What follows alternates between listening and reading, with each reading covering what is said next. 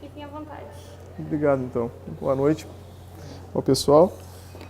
Acho que é uma boa sacada da universidade fazer essas atividades, né? E é bastante difícil a sedimentação dela, né? Mas é isso aí, tem que insistir. Tudo bom? Boa noite.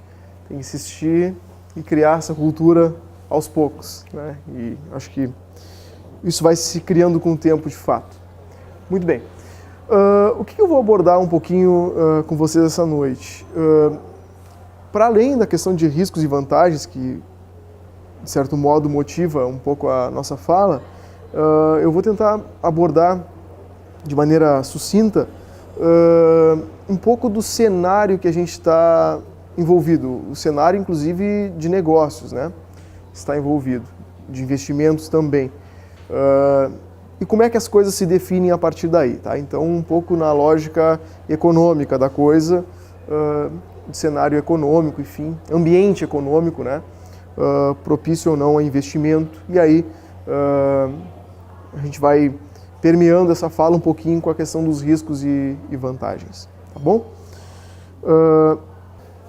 Eu gosto sempre de considerar a lógica de investimento observando dois pontos. Investimento que a gente está falando aqui não é um investimento pura e simplesmente de retorno financeiro, investimento em mercado financeiro, por exemplo, ou em títulos da dívida pública. Estou olhando um pouco o investimento pela lógica do empreendedorismo, pela lógica do empreendedor, que investe um recurso que ele tem ou que ele busca em capital de terceiro para ter lucro. Afinal, o lucro é o que move, ou em tese deveria mover, né? O ímpeto de alguém para empreender. Eu não invisto em nada que vai me trazer prejuízo. Eu, em tese, tenho que estar bem cercado de garantias de que eu terei retorno para então poder investir. Então eu gosto de avaliar essa lógica de investimento empreendedor sobre dois aspectos. O que a gente vai olhar um pouco hoje, que é a parte de cenário, né? Onde esse investimento está inserido, em que ambiente macroeconômico ele está inserido, e o outro, obviamente, aí diz respeito muito mais à lógica financeira da empresa, que é aquela que é construída, inclusive, lá no seu plano de negócio, né? Que é o quanto eu espero receber de margem, depois a análise do próprio negócio, todos os indicadores de liquidez e tudo mais, indicadores mais financeiros da empresa que até dependem de ter um balanço já para poder ser avaliado. Aqui é muito mais onde eu vou entrar, em que ambiente eu vou entrar. Primeira consideração que eu gosto de fazer é essa. Como é que está o cenário, né? Aí fora, aí na rua? O que a gente tem ouvido? Qual é a notícia? O que está no ar? O que está pegando um pouquinho aí fora, nesse ambiente? É um ambiente que a gente está caminhando em terra firme ou é uma areia movediça? O que a gente ouve hoje em termos de notícias, em termos econômicos, de certo modo não é tão alentador. É o que define, inclusive, o nome da nossa fala, né? Crise. A gente vive ainda uma crise. Inflação, apesar de que a inflação agora ela esteja desacelerando de fato, né? Mas a gente vem aí de uns 3 anos mais ou menos ouvindo sobre inflação e tudo mais. Em termos mais grandes, digamos assim, em termos internacionais, estamos vivendo uma crise econômica internacional? Ao que tudo indica, não. O ambiente econômico internacional não é um ambiente de crise, até pode-se dizer de relativa estabilidade nos últimos 4 anos ou 5 anos, se considerado este ano que a gente está vivendo. Em termos dos principais parceiros comerciais do Brasil, também pouca desaceleração em algum aspecto na China. O Brasil, sim, esse vive de fato uma crise muito interna, muito própria dele. Como é que está o nosso ambiente hoje aqui internamente? Tudo indica que, já que caímos, né, em 2016, em 2015, crescemos quase nada em 14, muito pouco em 12, esse ano a gente vai ficar muito perto do zero. A gente já vai abrir um pouquinho a lógica do PIB, que é o que define investimento em termos econômicos. 0,3. Zero. Zero. Praticamente zero. Vamos guardar uma coisinha na cabeça. No início do ano, tudo indicava que o Brasil cresceria nesse ano 1%. Que esse PIB, então, cresceria 1%. Hoje, 0,3%. E vem desacelerando. Esse é um dado interessante. A inflação, nosso principal medidor de inflação. Primeiro, PIB, a gente vai ver que ele define o investimento de certo modo. A inflação é importante de ser observada por uma razão muito clara. Dinheiro no tempo. Quanto vale o meu dinheiro em 2000 e quanto vale hoje aquele mesmo dinheiro? Sem correção, evidentemente. Quanto vale o meu dinheiro que hoje eu estou investindo em qualquer negócio, uma startup, enfim, e quanto valerá daqui a um período? Cenário inflacionário afugenta investimento, porque o meu dinheiro valerá menos, meu investimento valerá menos, meu retorno futuro é pior do que é hoje. Tá claro, né? A gente coloca o nosso dinheiro a ser protegido da inflação justamente por isso. Se eu colocar ele no bolso, ele corrói o poder de compra em um cenário inflacionário. Tem uma boa notícia nesse sentido no Brasil. A gente saiu de uma inflação acelerada e alta em 2015 e 2014 também, e hoje a gente está em 3,2%, é muito provável isso acumulado. É muito provável que a gente vá abaixo de 3% ainda fechando 2017. Talvez só não irá pelo aumento que houve agora nos combustíveis, né, que vai manter a inflação por aí. Em termos de GPM, que é outro indicador, nós já estamos em deflação. O GPM acumulado ele é negativo, em 1,4, mais ou menos. Outro ponto importantíssimo que define investimento, a taxa de juros. Eu tenho qualquer valor para empreender, meu. Aliás, eu só empreendo a partir daí. Ou eu tomo emprestado capital de terceiro. Eu preciso considerar duas óticas. Se eu tenho meu recurso hoje no bolso, sobrando, eu tenho um custo a considerar, que é o custo de oportunidade. Eu posso pegar esse meu recurso e colocar na taxa de juros. Hoje está em 8,25. A tendência é que ela feche o ano em 7,25 e agora de tarde ainda o Banco Central chutou 7%. Aliás, o Banco Central nada. O Itaú, a consultoria do Itaú chutou 7% nesse ano. Então, qualquer investimento que eu vá ter precisa, no mínimo, ser superior a 7%, mais a inflação, para ser atrativo, digamos assim. Né? Senão, eu pego o meu dinheiro e coloco num título público. E, ok, para ser razoável, acrescenta a inflação e desconta o imposto de renda. Né? E aí, ok. Esse é meu balizador de investimento. Isso aqui está em queda. Depois a gente vai ver o gráfico aqui. A taxa de juros está em queda agora. No Brasil, em qualquer lugar, apesar de que a taxa de juros no mundo ela orbite, né, em torno de 1,5%, 1%, 0%, 0%, é considerado um dos principais entraves a qualquer tipo de investimento. Logo, se taxa de juros muito elevada, melhor deixar o dinheiro seguro, quieto, numa aplicação qualquer. Se eu for um pouco mais ousado, eu vou para o mercado financeiro, corro riscos, evidentemente. Aqui eu não corro risco nenhum, a não ser o risco do país quebrar, o que é descartado aqui nesse ponto. Então eu tenho um inimigo aqui, digamos, do investimento empreendedor. A taxa de juros estipulada pelo próprio governo. Mais uma boa notícia. A taxa de juros está caindo. 7% é o que se espera que ela chegue até o final do ano. Então tende... Aqui funciona um pouco aquela lógica, né? A lógica de competitividade. Quando o governo eleva a taxa de juros, e ele só eleva a taxa de juros para combater a inflação, porque ele precisa refrear o dinheiro que está na rua, né? Ele precisa refrear a economia muito aquecida, digamos assim, ele eleva a taxa de juros, as pessoas guardam dinheiro na poupança, os investimentos se postergam para um período futuro e a economia refreia e a inflação cai. A inflação caindo, o governo pode operar, deve operar, corte na taxa de juros. É o que ele está fazendo agora. Vai seguir fazendo esse tipo de política monetária. Bem, Caso do câmbio é para quem trabalha muito mais com o setor externo. Essa perspectiva está muito conservadora. Hoje o dólar está abaixo de 13,10. Hoje. Ontem fechou 13,08, 13,08. Hoje deve estar nessa volta até 13,10.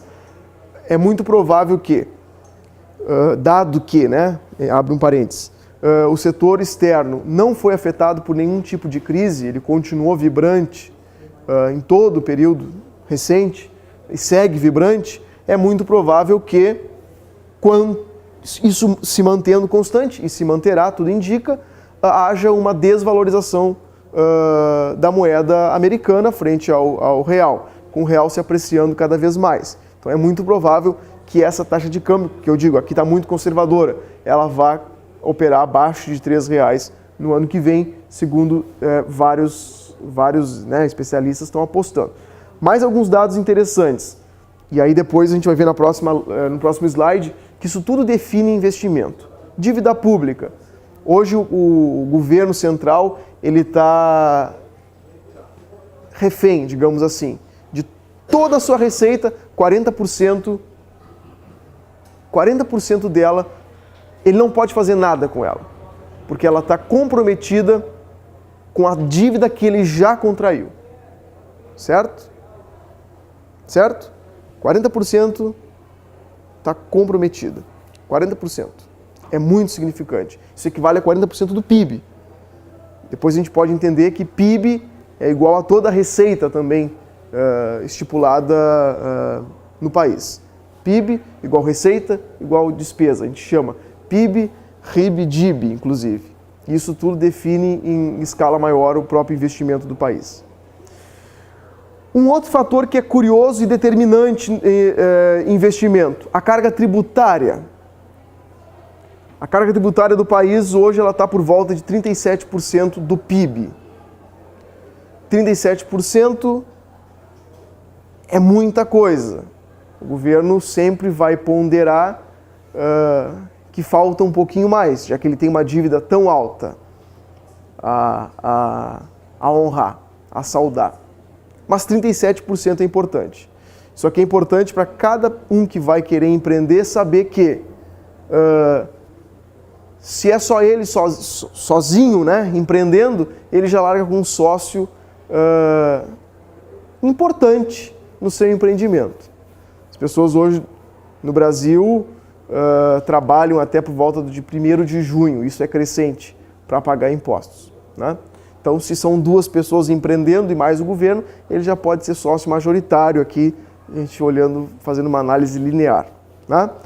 E muitas das empresas, o Sebrae publicava até há pouco tempo um estudo muito interessante que dizia o seguinte: naquele estudo que fala que quase 70% das empresas não completam o 3º aniversário, né, no Brasil. O Brasil é um país empreendedor, mas as empresas fecham por várias razões. Uma delas é por não dimensionar e por não mensurar de maneira clara a parte tributária.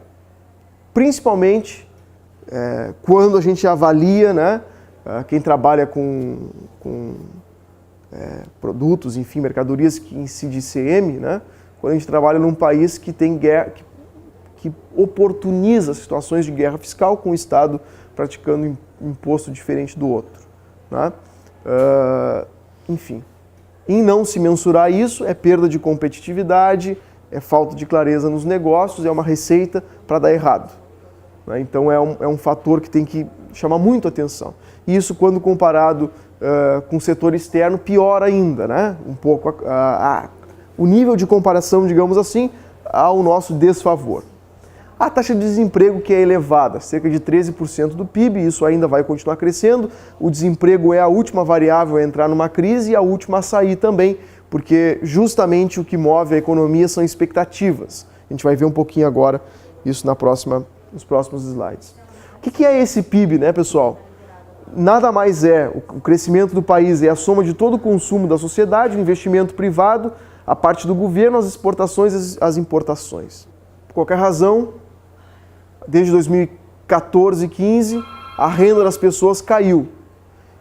Essa diminuição, por qualquer razão que nós sabemos qual é, houve inflação. A inflação fez com que a renda das pessoas caísse. A diminuição da renda real das pessoas, o poder de compra, fez com que diminuísse o consumo. O consumo, diminuindo, fez com que houvessem estoques, digamos assim, de certo modo. Né? Não havendo consumo efetivo e não havendo uma outra variável que é muito importante e que também define investimento, que é previsibilidade, o próprio investimento privado reduziu-se a níveis significativos no Brasil. Né?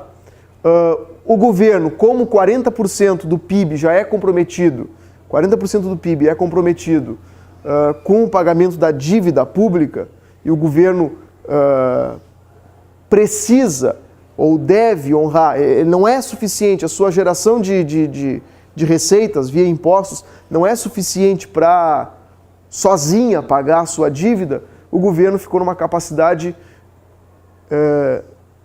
digamos assim, difícil de incentivar investimentos. Como incentivar investimento?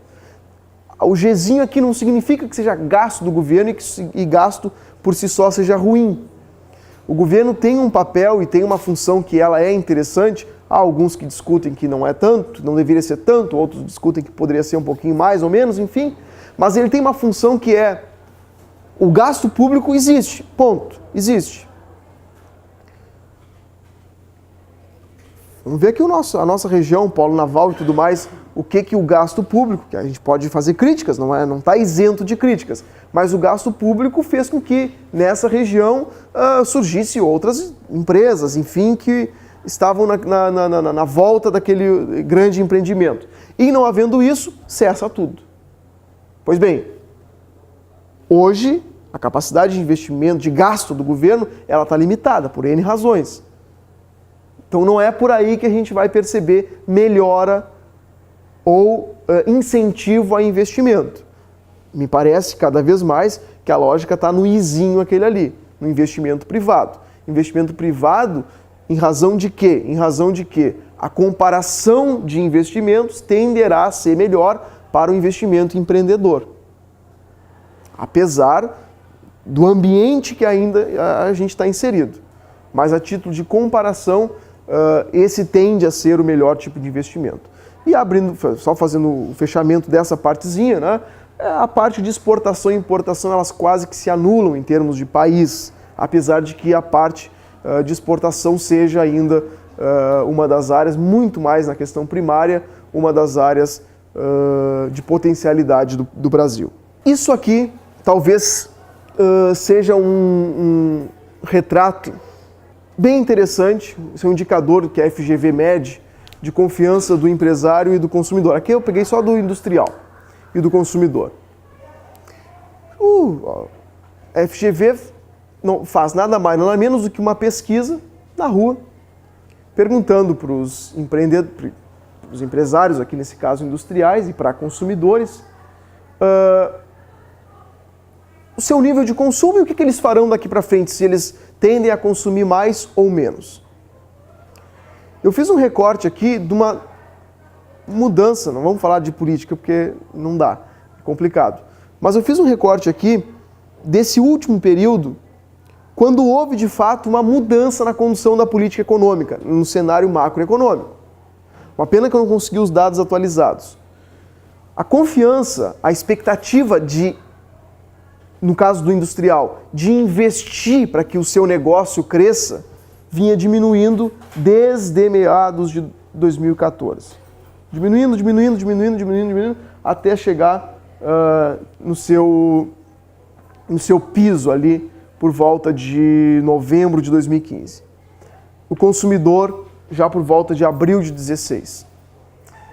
O que acontece naquele período ali? Acontece o impeachment, acontece uma mudança na condução de política econômica, muito mais e é um efeito onda, pessoal. Uma pena de novo que eu não consegui trazer o outro reflexo para vocês, tá?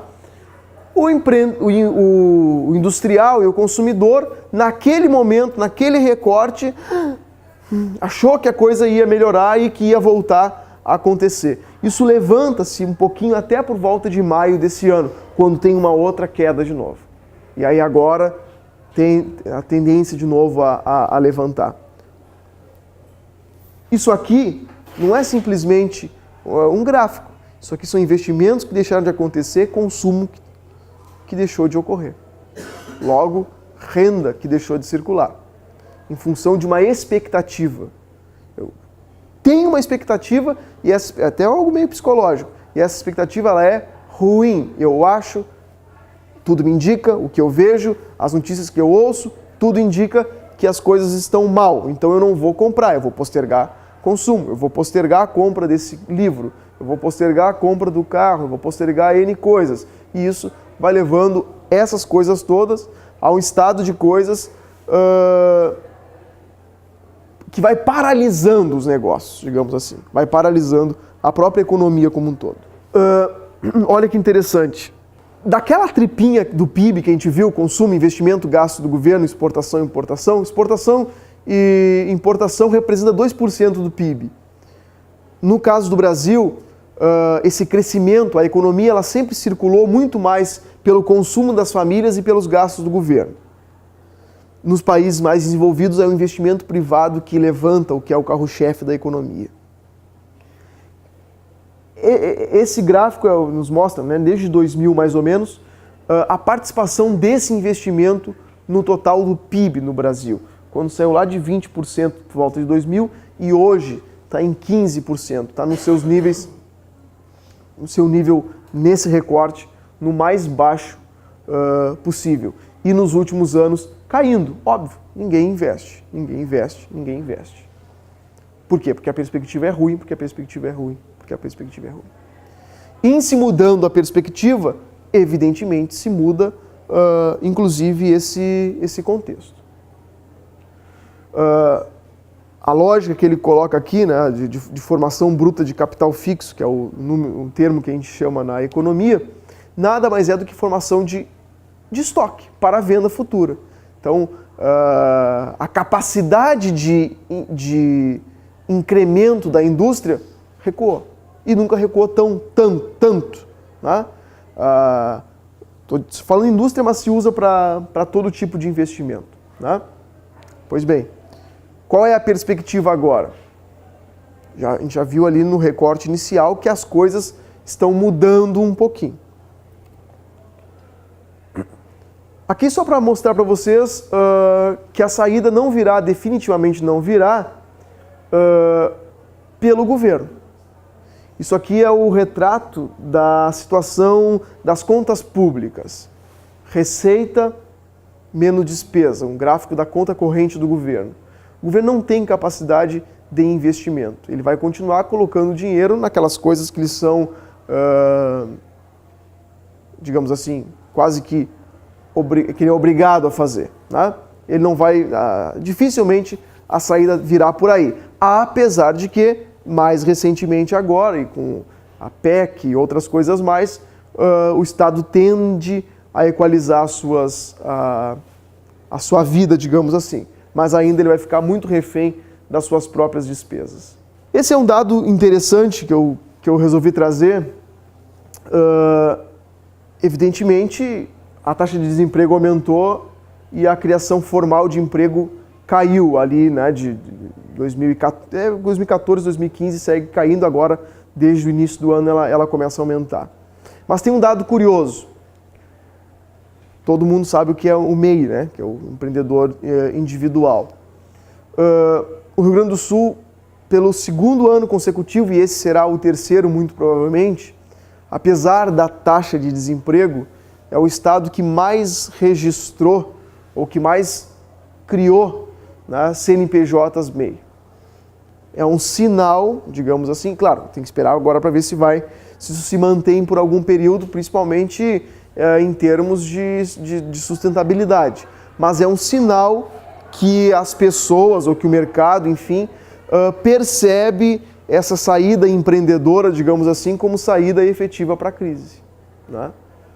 Saída efetiva para a crise. Não está um pouco aqui na lógica apesar de que se recupera a criação de emprego formal. Né?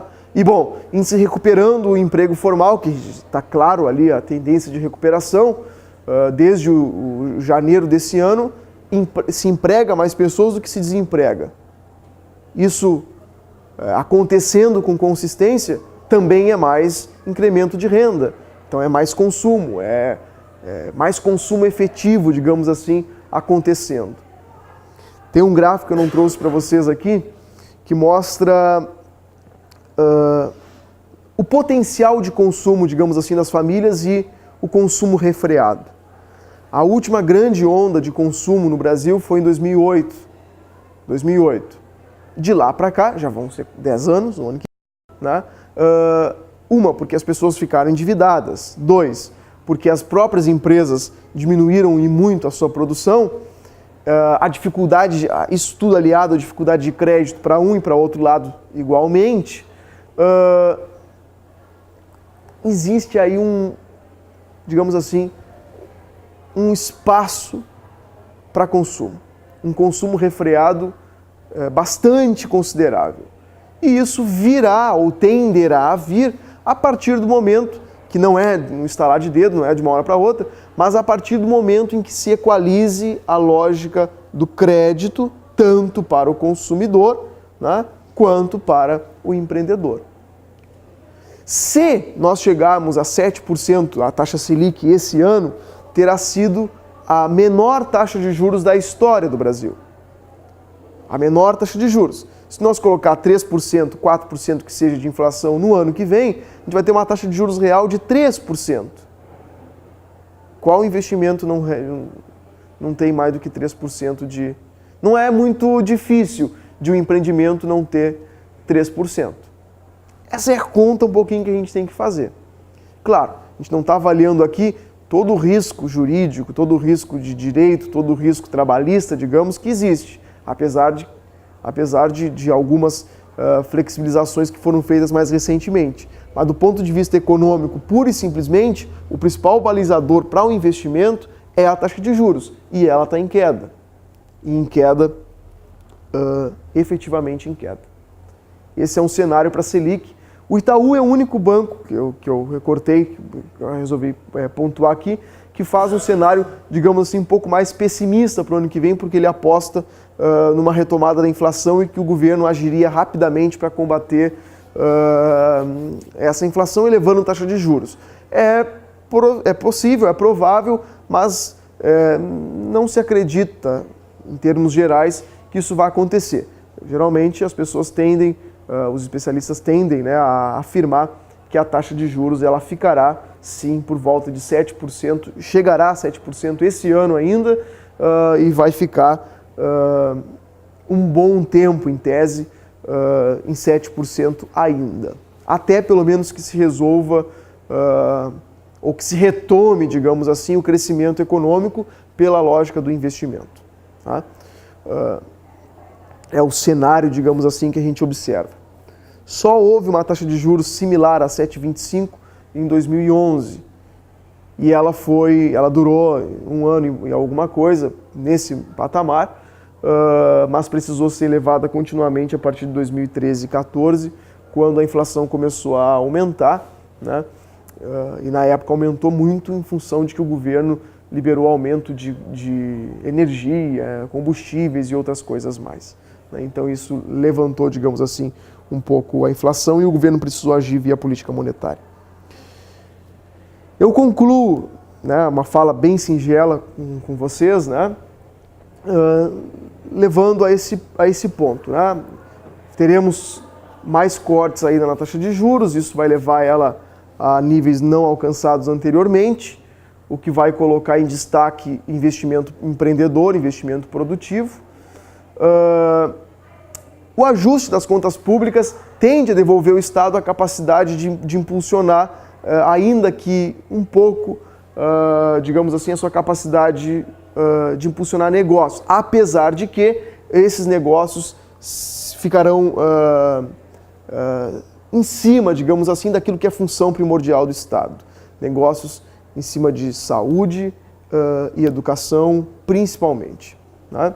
Toda a parte de modernização, infraestrutura ou tecnologia, por exemplo, tudo indica que o governo abrirá cada vez mais espaço para a iniciativa privada entrar nesse nicho que é um nicho que tem ou que pode proporcionar retorno mais efetivamente rápidos do que aqueles que se teria, por exemplo, em educação ou algum negócio em saúde e tudo mais, que seria uma função quase que restrita do Estado, né?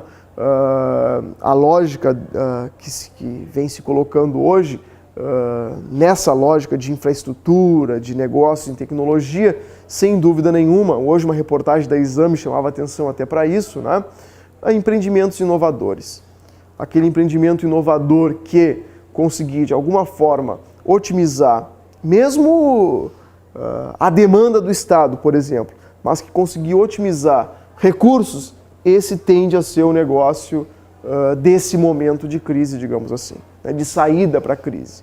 O próprio Estado vai preferir muito mais, e tem preferido muito mais, repassar à iniciativa privada demandas e questões que ela consegue operacionalizar a um custo inferior ao que ele mesmo, o Estado, faria, ele fará, porque a sua receita, digamos assim, ela não é tão grande que possa oportunizar a ele de novo capacidade para gastar sem medir, sem consequências até, né? Aparentemente ele não pode mais.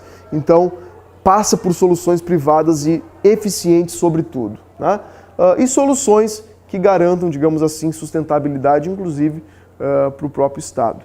Eu chamaria a atenção para esses dois pontos. Tendência de queda na taxa de juros, que é legal, é muito bom para investimento produtivo. E ideia inovadora, o que vai determinar com certeza a permanência do negócio no mercado, uma vez que se é inovadora tende a ser eficiente, se não é eficiente já nem é mais inovadora, já é velha, né? E não tem espaço mais nesse negócio que precisa ser dinâmico, precisa ser rápido, precisa ser ágil e sobretudo precisa ser eficiente. Tá bem, pessoal? Era isso que eu queria dividir com vocês. Agradeço a oportunidade, espero que possa servir para, pelo menos para reflexão, né, de vocês. Tá bem? Muito obrigado, então. Não sei se alguém tem alguma pergunta, alguma fala. Não sei se foi rápido demais. Professor, esse cenário econômico que o senhor colocou, ele está atrelado diretamente ao cenário político? Sim, nacional? Com certeza. E a perspectiva é de estabilidade, de recuperação, de aquecimento da economia? Se espera que sim, que nesse momento é estabilidade. E ela tende a levantar, digamos assim, aí num período de 1 ano. Tudo indica que esse ano não fosse essa crise política do meio do ano, ele teria crescido em torno de 1%. Ele vai ficar no 0 a 0, 0,3%. Não vai ser um crescimento negativo, vai ser positivo, mas sim, eu acho que esse recorte aqui nos mostra claramente que os negócios estão bem atrelados à questão política. Isso aqui é o impeachment. Cadê? Isso é o impeachment. Um risco iminente, né, do jeito que a gente está vivendo. Toda a parte de consideração política, né, nessa avaliação que tem se feito agora diz o seguinte: tudo indica que esse governo independente, se criou uma maioria congressual que vai aprovar as reformas e vai fazer o que precisa ser feito. Em termos, não entrando no mérito se é bom ou se é ruim, não estou dizendo isso. Que precisam ocorrer reformas é fato, que precisam, né? Não estou entrando no mérito, em defesa, longe de mim, defender esse governo ou o outro passado. Mas, enfim, tudo indica que sim, que se criou uma maioria congressual que vai tocar as reformas independentemente de quem seja o governo.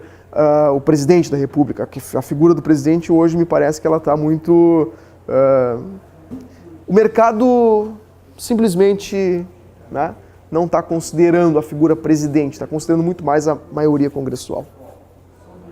E esse cenário aí é geral, né? É geral. É geral, independente de segmento, profissional, comercial. Tudo uma pena que eu não trouxe aqui, mas né?